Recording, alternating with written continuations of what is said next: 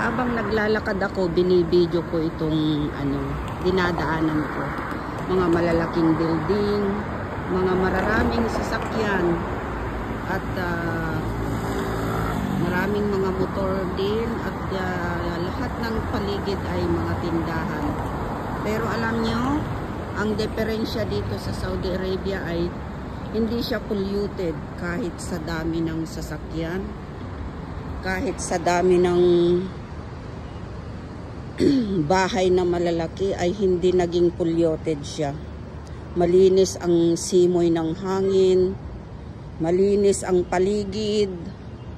Talagang kontrolado ng government kung gaano kalinis ang paligid ng Saudi Arabia.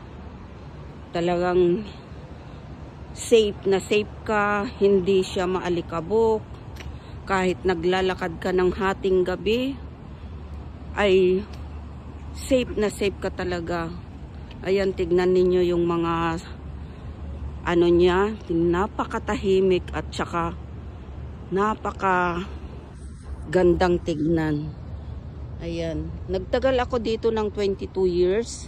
Siguro na ng sarili ko na yung buhay ko ay yung parang magaan, kasi yung sabi ko nga, hindi siya maalikabok, maaliwalas ang paningin, maaliwalas ang pag-iisip, at hindi siya polluted, hindi mabaho yung mga paligid.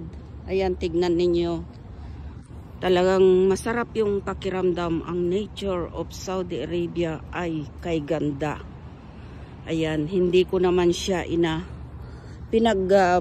papalit ang aking bayan na Pilipinas. Pero I'm sure, iba talaga ang nature ng ating bansa at dito. Napakalaki ang diferensya niya. Thank you. Hanggang dito naman at ipagpatuloy ko ulit sa susunod.